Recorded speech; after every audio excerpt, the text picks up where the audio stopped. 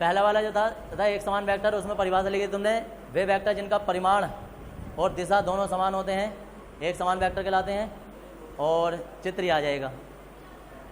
और उसके बाद नोट ये लिख देंगे कि वेक्टर राशियों को उनके ऊपर तीर लगाकर दर्शाया जाता है। उनके ऊपर तीर लगाकर दर्शाया जाता है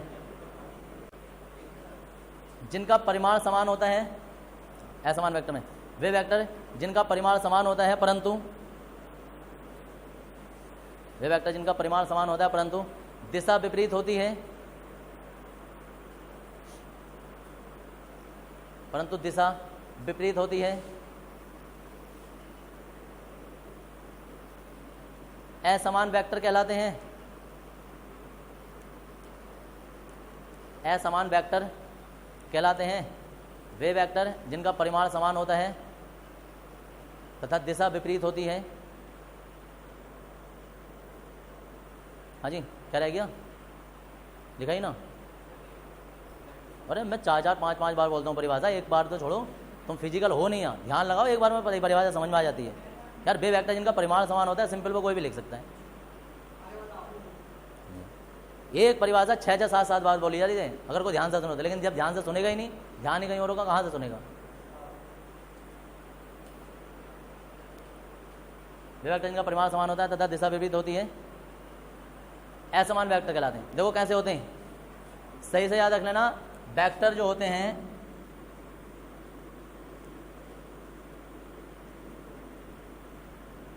परिमाण और दिशा का खेल चलता है यहाँ।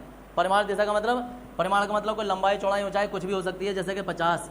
दिशा का मतलब कि वो ऊपर हो सकती है, नीचे हो सकती है, दाएं बाएं, उत्तर दक्षिण, कहीं भी हो सकती है, वो तुम्हारी दिशा होती है। तो अब देखो क्या है, इससे पहले वाले जो ये परिभाषा थी कि वे वेक्टर जिनके परिमाण और दिशा समान होती है वो समान वेक्टर कहलाते हैं। समान वेक्टर का मतलब अगर ये 10 सेंटीमीटर है तो बी भी 10 सेंटीमीटर होगा। अगर इसकी दिशा ऊपर है तो नीचे वाले की दिशा भी ऊपर की ओर होगी। अब क्या लिखा तुमने असमान वेक्टर में कि वे वेक्टर जिनका परिमाण तो समान होता है, यानी कि अगर जो ये 10 होगा तो ये भी 10 होगा, लेकिन दिशा जो होती है वो विपरीत होती है। एक ऊपर होगा तो एक दूसरे के विपरीत होगा। तो ऐसे वेक्टर असमान वेक्टर कहलाते हैं।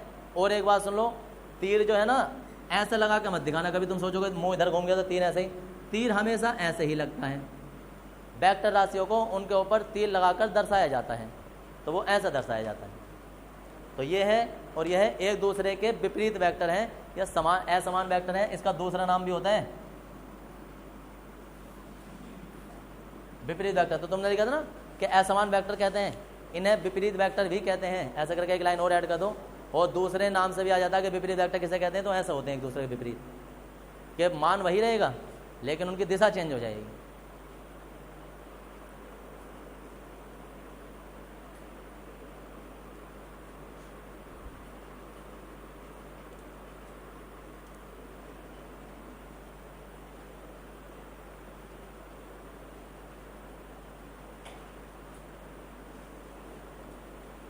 चित्र बना लिया? इसके बाद जो है चित्र बना लो जल्दी।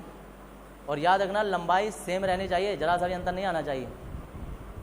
और जरूरी नहीं है दिशा इसी दिशा में, किसी भी दिशा में बना सकते हो, ऊपर नीचे दाएं बाएं कहीं भी, लेकिन दोनों एक से बनाने, दिशा विपरीत रखनी है।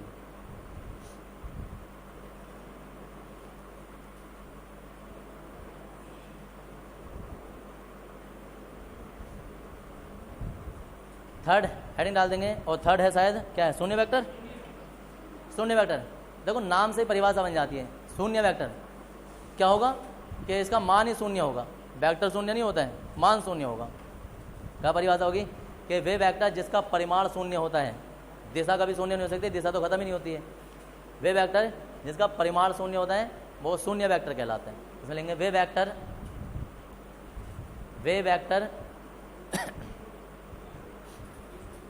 वे वेक्टर जिनका परिमाण शून्य होता है,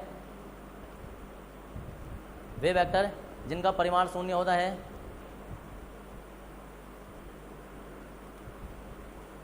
जिनका परिमाण शून्य होता है, शून्य वेक्टर कहलाते हैं। शून्य वेक्टर कहलाते हैं।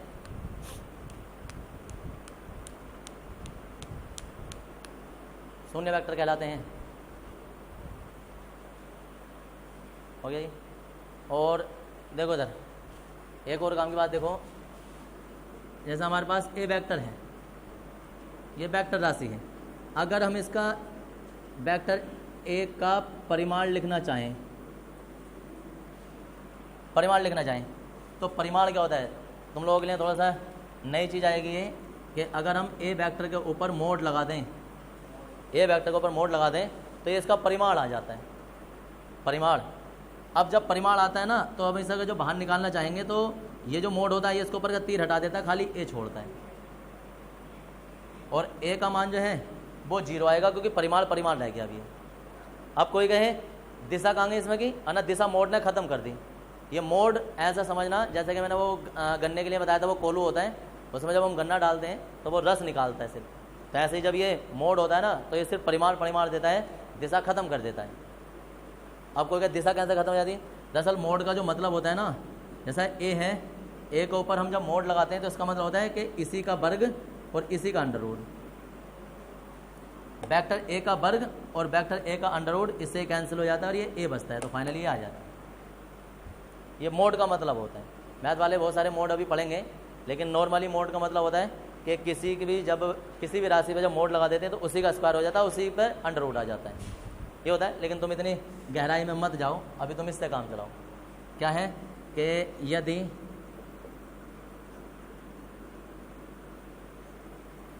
ए वेक्टर है तब ए का परिमाण ये है, तो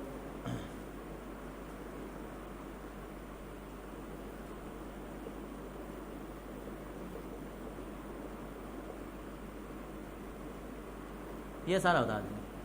परिमाण ऐसा आ जाता है और परिमाण जो है वो शून्य इस तरीके से दिखा देंगे, तो ये होता है शून्य वेक्टर जिसमें उसका कुल परिमाण यानी कि लंबाई उसकी होगी नहीं,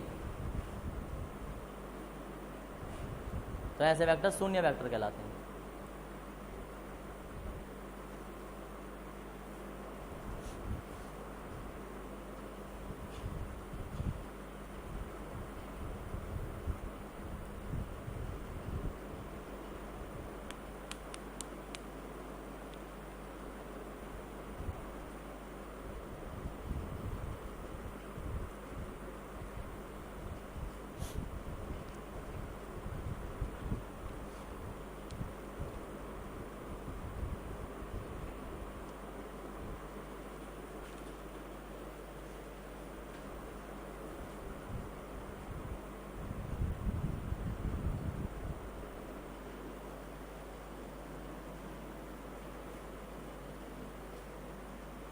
इसके बाद तुम्हारे पास फोर्थ हेडिंग है एकांक वेक्टर।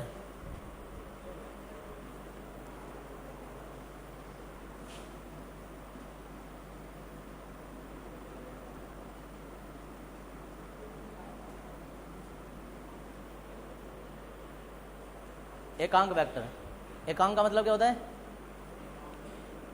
एकांक, एकांक का मतलब एक होता है। बोलो नाम से परिभाषा बन जाती है एकांक वेक्टर, तो हम कहेंगे वे वेक्टर जिसका परिमाण एक होता है एकांक वेक्टर कहलाते हैं। लिख देंगे परिभाषा, वे वेक्टर जिसका परिमाण, वे वेक्टर जिसका परिमाण एकांक होता है,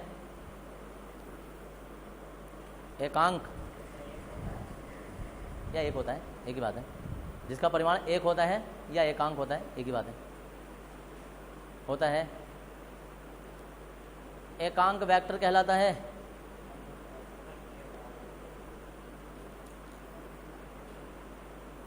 एकांक वेक्टर कहलाता है। इसे फुल स्टॉप लगा लिखो, इसे वेक्टर के ऊपर कैप लगाकर दर्शाया जाता है, और कैप क्या आगे ना ये लिख देना ऐसे, इसे वेक्टर के ऊपर कैप लगाकर दर्शाया जाता है।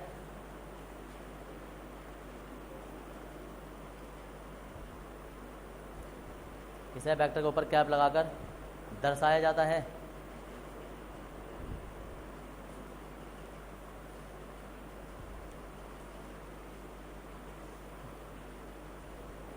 दर्शाया जाता है। अब देखो इधर, जैसे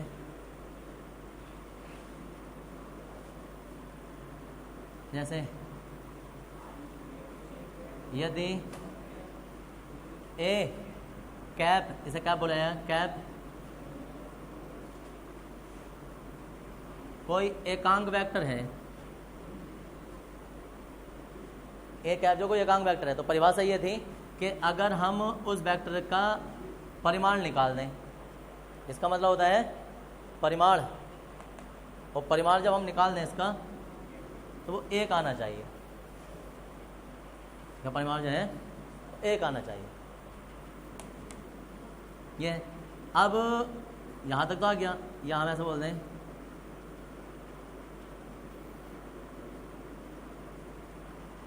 एक ऐप का परिमाण और बराबर एक आ गया, तो ये होता है एकांक वेक्टर। लेकिन अब यहाँ खत्म नहीं हुआ है, अब जरा काम की बात सुनो जो तुम्हें पूरे फिजिक्स में और इंटर तक भी तुम्हें परेशान करेगी और मैथ में भी, कि एकांक वेक्टर का मतलब होता है कि उसका मान तो एक हो गया, लेकिन एकांक वेक्टर ना 3 दिशाओं में होते हैं अलग अलग। देखो कैसे, ये हमारे पास एक्स अक्ष, ये वाई अक्ष और जेड अक्ष। एक्स अक्ष की दिशा में हमेशा एकांक वेक्टर आई कैप लिया जाता है, वाई की दिशा में जे कैप लिया जाता है, और इसकी दिशा में के कैप लिया जाता है, के कैप। तो हम कहेंगे यदि एक्स अक्ष कोमा वाई अक्ष तथा जेड अक्ष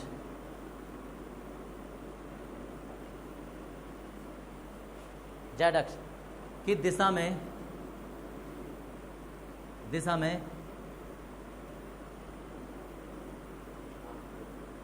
एकांक वेक्टर, या इसका हिंदी में नाम जो एकांक सदिश आई कोमा जे तथा के, और इनके ऊपर भी कैप होगा, के हो, तब आई कैप का मोड ले लो वो भी बना जाएगा, जे कैप का मोड ले वो भी बना जाएगा, और के कैप का मोड लोगे उसका मान भी 1 होगा, ऐसा करके। तो हमेशा कभी भी कोई सी भी चीज़ अगर हम दर्शाएंगे तो वो इस तरीके से दर्शाई जाती है। अब जैसे देखो, यदि वेक्टर ए को एक्स कोमा वाई तथा जेड अक्ष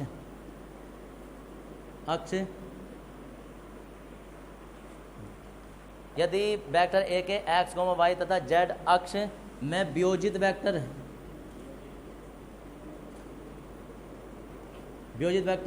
ए एक्स कोमा ए वाई तथा ए जेड हो,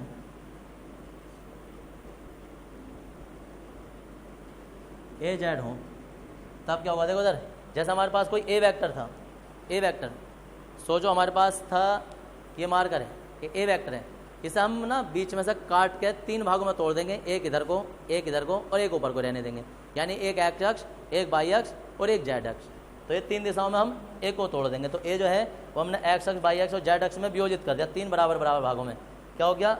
ए एक्स यानी कि एक्स अक्ष की दिशा में होगा, ए वाई यानी कि वाई अक्ष की दिशा में होगा, ए जेड यानी कि जेड की दिशा में होगा। सोचो कि ए का मान अगर जो 30 हो, 30 तो वो 10 इधर हो जाएगा, 10 इधर हो जाएगा, 10 इधर हो जाएगा। समझ में आ रहा है? तो अब देखो इसे कैसे दर्शाया जाएगा। दर्शाने का मतलब होगा कि ए एक्स वेक्टर का मतलब होगा कि ए एक्स होगा, साथ में आई कैप होगा। ए एक्स पूरा वेक्टर है, और पूरा वेक्टर 2 चीज़ों से मिलकर बना होता है, ये परिमाण है, ये दिशा है। परिमाण और दिशा जब एक साथ दर्शाए जाते हैं तो वेक्टर बन जाता है। समझ आ रही क्या बोल रहा हूँ मैं बात? कोई भी वेक्टर है, अगर वेक्टर के साथ में उस वेक्टर का परिमाण है और ये दिशा है। अब कोई कहे इससे कैसे पता चल रहा है? हम ऐसा कहेंगे कि भाई एक्स अक्ष पे 20 मीटर चलो, तो हम पता कैसे बोल देंगे? हम ऐसे लिख देंगे 20 आई। कोई कहे कि 10 मीटर जेड अक्ष पे चलो, तो सॉरी वाई पे चलो 10, तो 10 जे। और कोई 5 मीटर जो है वो जेड अक्ष पे चलो, तो हम ऐसे लिख देंगे 5 के। तो अगर किसी के आगे इस तरीके से कोई चीज़ लिखी होती है ना, तो हमें उसका पता चल जाता है कि कौन सा कितनी दूरी पर चला है। अभी लगाएंगे। तो देखो उधर ए एक्स बराबर ए एक्स आई, ए वाई बराबर इस पर वेक्टर होगा, इस पर वेक्टर नहीं होगा क्योंकि ये परिमाण है और ये उसकी दिशा है। ऐसे ही ए जेड, इस पर टोटल पर तो वेक्टर है, लेकिन ये किससे मिलकर बना है, ये ए जेड से और ये के से। तो अब अगर जो कोई इसे ऐसा दिखाना चाहे कि वेक्टर कुल ए जो होगा, तो पता कैसे बना होगा, वो ए एक्स प्लस ए वाई और ए जेड, ऐसे तो होगा। ए जो है वो 3 बराबर भागों में टूटा हुआ होगा। अब जब ये 3 बराबर भागों में टूटा हुआ तो हम इसे कैसे लिख सकते हैं, ए एक्स आई ए वाई जे ए जेड के, ये है, और इसे दे भी दर्शा दें। तो याद रखना एकांक वेक्टर अपने आप में कोई छोटी मोटी चीज़ नहीं होती है, ये पूरी फिजिक्स में ऐसे ही चलता रहेगा। और मैथ वालों को तो अलग से एक चैप्टर सदिश वेक्टर वाला अलग से मिलता है इंटर में, तो ये पूरा वेक्टर खेल ऐसे ही चलता है। तो वेक्टर उधर वेक्टर हमेशा 2 चीज़ों से मिलकर बना होता है, एक तो उसका परिमाण होता है, एक उसकी दिशा होती है। और सही से देखो, विस्तार से देखो, अगर a बराबर 2i प्लस 3j और प्लस 5k लिख दिया कोई, तो इसका मतलब पता है क्या, इसका मतलब है कि वो x अक्ष पर तो 2 मीटर चलवाना चाह रहा है, ये 2, y पर वो 1 2 3 चलवाना चाह रहा है यहाँ, और z पर 1 2 3 4 5 यहाँ चलवाना चाह रहा है। तो अब कैसा बनेगा इसका तल, इसका तल बनेगा ऐसे, ये होता है a का मान, ये जो a वेक्टर होगा। तो x y और z ऐसे चला जाता है। अब तुम दोनों को देखने में ऐसा लग रहा होगा त्रिभुज है, दरअसल त्रिभुज नहीं है। ये पूरी पट्टी उठा के ना तुम ऐसा खड़ी कर दो, तो अब कैसा नजर आएगा, ये ऐसे देखना कैसा नजर आएगा कि इसे ऐसा खड़ा कर दें, और तब उसके ऊपर से इधर की ओर भी लाइन खींचे, इधर की ओर भी लाइन खींचे, ऐसा करके तो कैसा नजर आता है। तो ये पता कैसा नजर आएगा, ये ऐसा नजर आएगा जैसे किसी ने प्रिज्म देखा हो, तो प्रिज्म टाइप से नजर आएगा ये। हाँ, ये सोचो, अभी तो तुम्हें ये ऐसा नजर आ रहा है कि ये ऐसे तीनों दिशाओं में है, लेकिन तीनों में ना होकर हम एक को ऐसा खड़ा कर दे रहे हैं ऐसे, और फिर हम इधर से भी एक पट्टी लगा दें, इधर से भी एक पट्टी लगा दें, इधर से भी एक पट्टी लगा दें ऐसे, तो ये त्रिभुज नहीं नजर आएगा, ये प्रिज्म नजर आएगा चारों ओर से। तो ये वही प्रिज्म होता है। हाँ, पिरामिड नहीं होता, प्रिज्म होता है। पिरामिड थोड़ा अलग होता है ये। तो इतना नहीं लिखना है, एकांक वेक्टर में तुम्हें ये सब लिखना है, यहाँ तक आ जाना। ये पूरे लगभग चैप्टर में, आने वाले चैप्टर के लिए मैंने पहले ही बता दिया सब। रेखा ए का मान जो वो अंडर रूट करके निकलेगा, फिर इसका वर्ग, इसका वर्ग, इसका वर्ग, वो अलग मेथड होता है। मोड लगा के निकालेंगे, तो वो मोड निकालने का तरीका भी बाद में बताएंगे।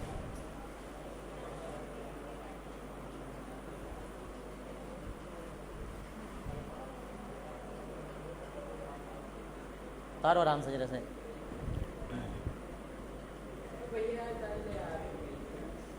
क्या हो गया,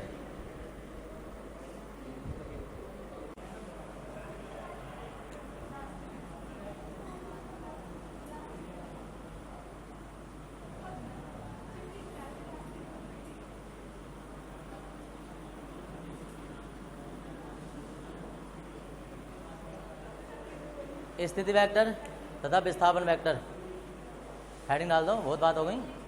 अरे सर, हाँ ये कहाँ से आ रही है, हाँ हेडिंग डाल दो, पढ़ भी लेकर हो कभी कभी। तो तुम्हारी कॉपी कैसे बंद है,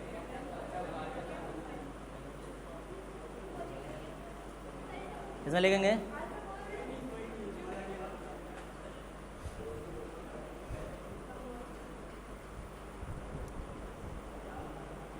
स्थिति वेक्टर। देखो इधर विस्थापन वेक्टर भी बाद में बताएंगे, पहले स्थिति वेक्टर की बात कर रहे हैं।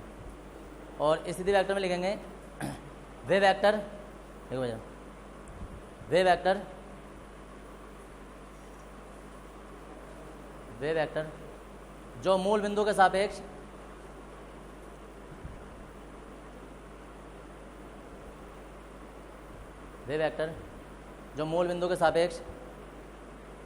वस्तु की स्थिति को दर्शाता है,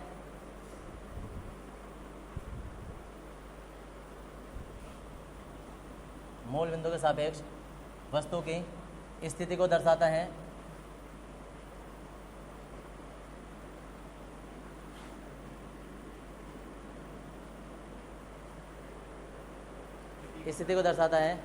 स्थिति वेक्टर कहलाता है। स्थिति वेक्टर कहलाता है।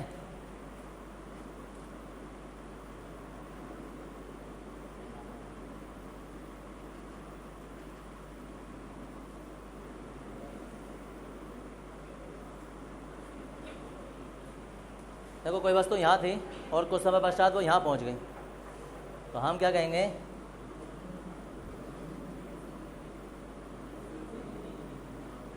स्थिति वेक्टर ए बराबर ओ पी, या वेक्टर ए बराबर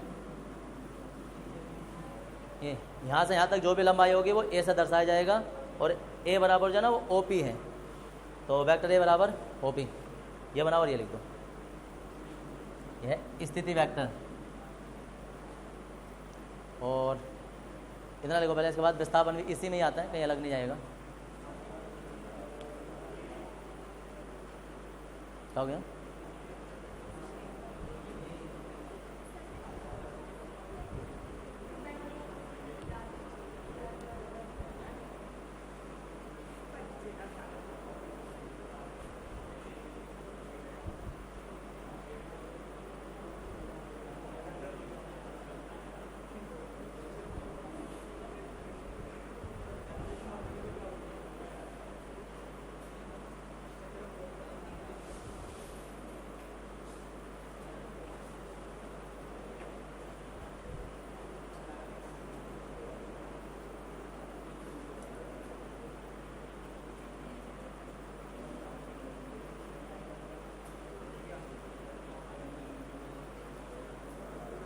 इसमें लिखेंगे नीचे, नीचे हेडिंग में डालो, अभी नीचे लिखते रहो ऐसे ही। इसमें लेंगे मूल बिंदु के सापेक्ष, नई लाइन से लेंगे मूल बिंदु के सापेक्ष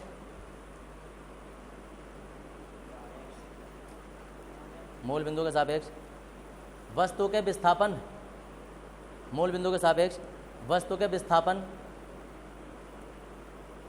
को प्रदर्शित करने वाले, वस्तु के विस्थापन को प्रदर्शित करने वाले वेक्टर को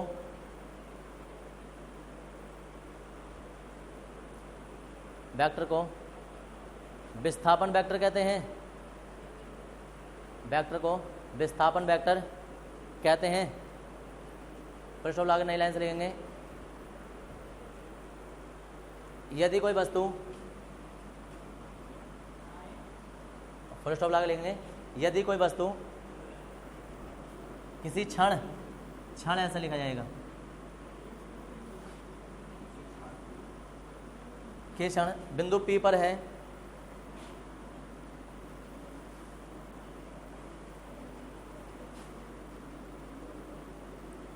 यदि कोई वस्तु किसी क्षण बिंदु P पर है और कुछ समय पश्चात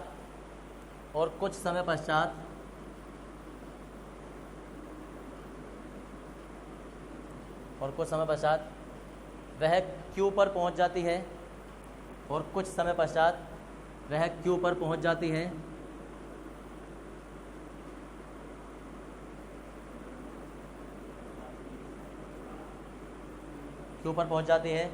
तब विस्थापन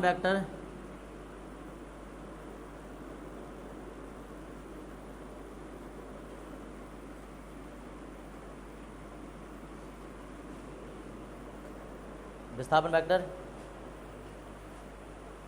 और देखो इधर ये चित्र बनाओगे और ये विस्थापन वेक्टर बराबर पी क्यू। अब कोई कहे ये क्या बवाल है भाई, तो हम कहेंगे वस्तु यहाँ थी, कुछ समय पश्चात यहाँ पहुँच गई, तो हम कहेंगे कितना विस्थापन हो गई, है ना, बाद वाली स्थिति में से पहले वाली स्थिति घटा दो, तो बाद वाली स्थिति है ये ओ क्यू में से ओ पी घटा देंगे, तो हमें बीच का ये मान पता चल जाएगा कितना चली। ये होता है विस्थापन वेक्टर। अगर पी क्यू बराबर हम आर मान लें, तो आर बराबर जो है ना वो O Q minus O P हो जाएगा। तो ये चित्र बनाएंगे और ये सब लिख देंगे। देखो जल्दी बराबर,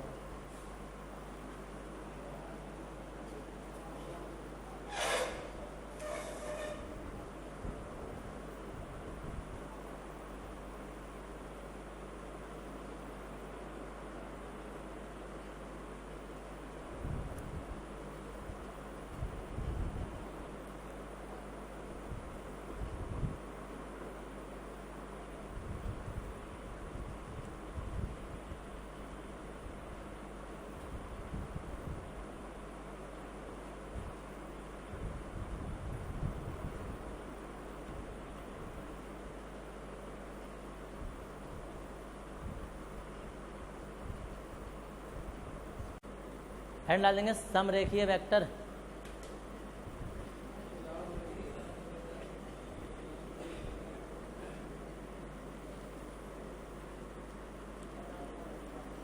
समरेखीय वेक्टर, और समरेखीय वेक्टर में लिखेंगे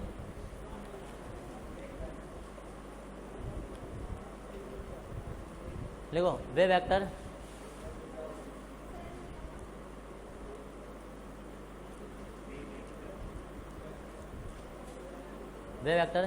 जिनकी क्रिया रेखा, समरेख वेक्टर में लिख रहे हैं, वे वेक्टर जिनकी क्रिया रेखा समान होती है, वे वेक्टर जिनकी क्रिया रेखा समान होती है समरेख वेक्टर कहलाते हैं।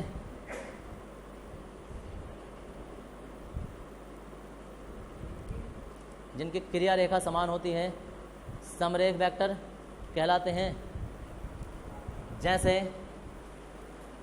जैसे वेक्टर ए कोमा वेक्टर बी, जैसे वेक्टर ए comma vector B comma vector सी,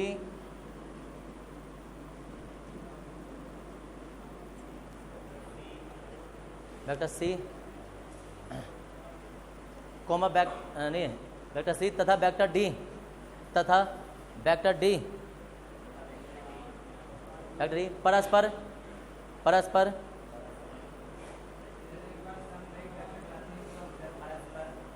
जैसे वेक्टर ए comma vector B comma vector सी तथा वेक्टर डी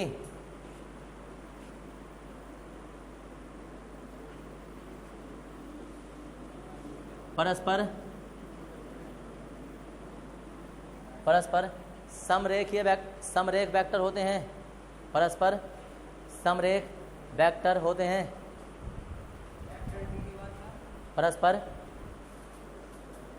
परस्पर समरेख वेक्टर होते हैं।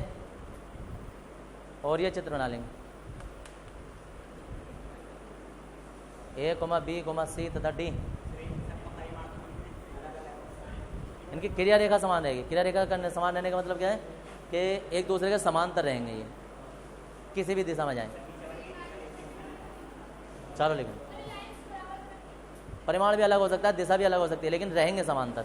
ऐसे करते हैं, छोटे बड़े भी हो सकते हैं, समांतर रहेंगे। छोटे बड़े हो सकते हैं, दिशाएं भी अलग हो सकती हैं, लेकिन एक रेखा में रहेंगे, समांतर रहेंगे।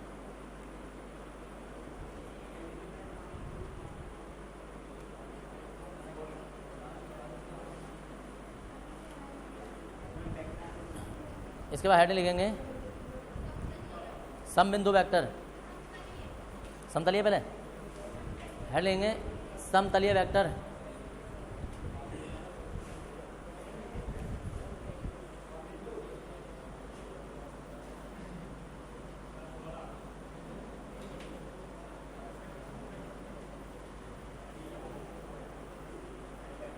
समतलीय वेक्टर, इसमें लिखो कौन सा नंबर का चला है, छठा सातवां वेक्टर है। इसमें लेंगे वे वेक्टर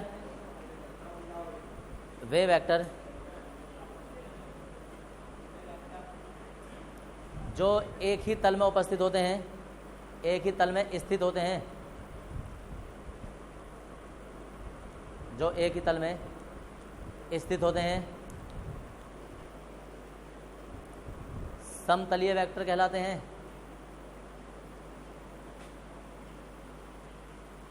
समतलीय वेक्टर कहलाते हैं।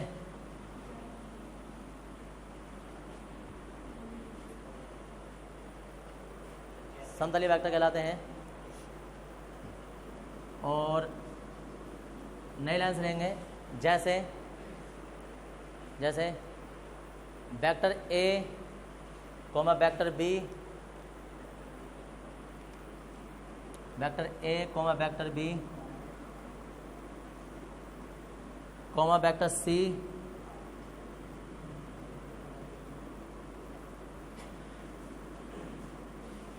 तथा वेक्टर डी।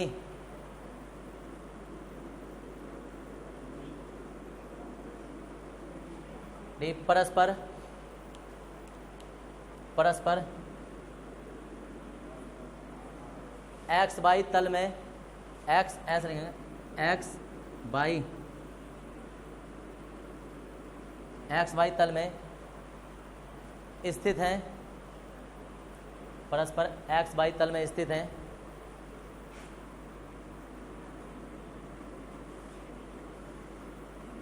अतः यह समतलीय वेक्टर कहलाते हैं। अतः यह समतलीय वेक्टर कहलाते हैं।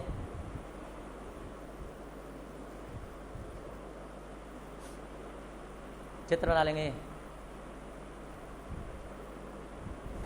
अतः यह समतलीय वेक्टर कहलाते हैं।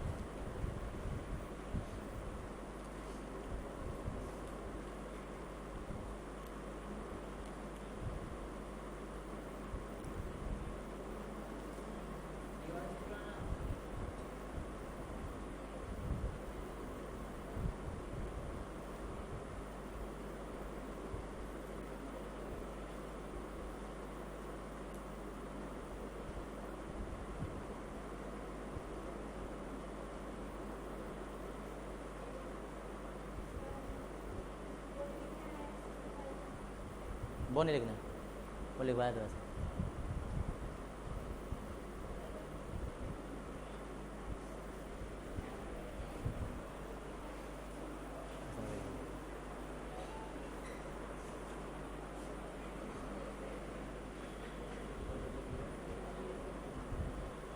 हाँ जी, लास्ट हेडिंग डाल देंगे, समबिंदु वेक्टर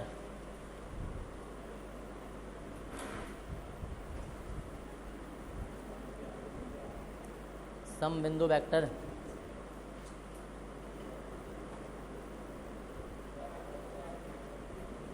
इसमें लेंगे वे वेक्टर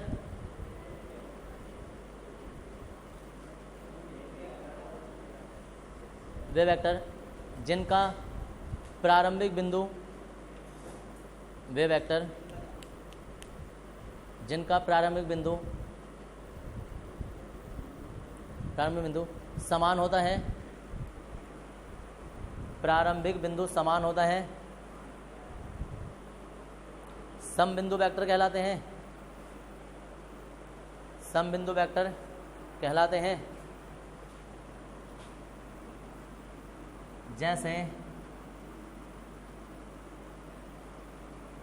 जैसे vector A comma vector B, ये vector A comma vector B comma vector C comma vector D तथा वेक्टर ई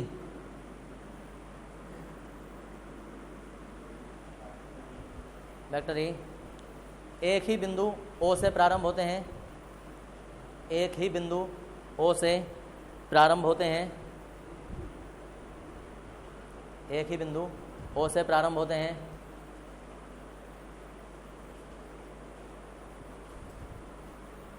अतः यह समबिंदु वेक्टर कहलाते हैं।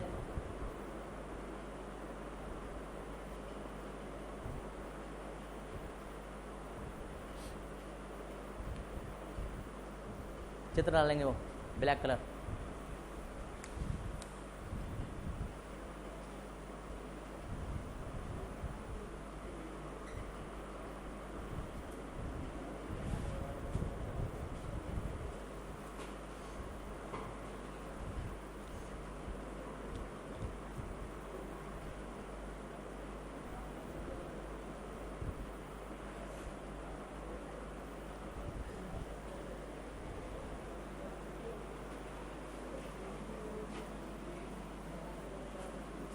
यहाँ तक तुम्हारे वेक्टरों के प्रकार खत्म हो जाते हैं और एक नया हेडिंग आता है, वेक्टरों को जोड़ना।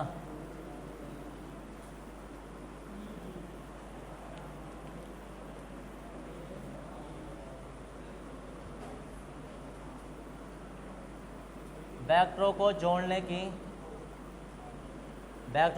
जोड़ने की निम्नलिखित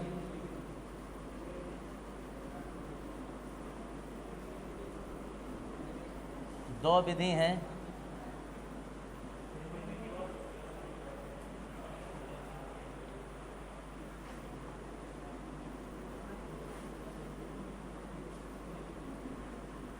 तीन विधि हैं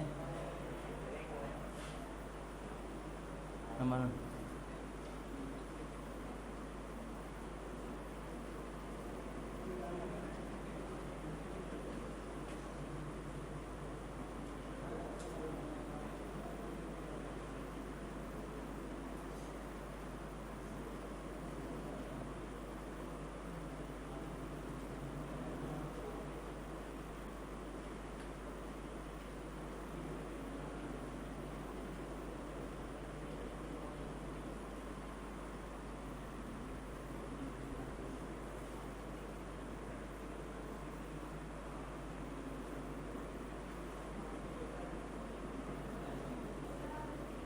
हाँ जी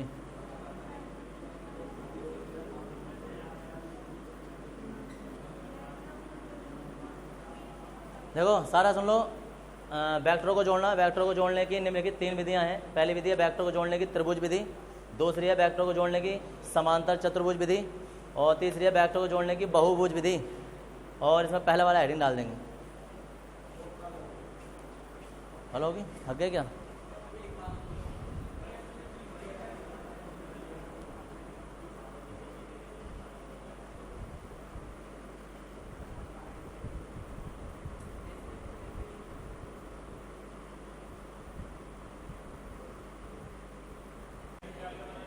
हाँ, पहले हेडिंग डालेंगे वेक्टर को जोड़ने की त्रिभुज विधि, और दो वेक्टरों को जोड़ने हम त्रिभुज विधि से। कैसा जोड़ा जाएगा? ये दोनों चित्र हैं।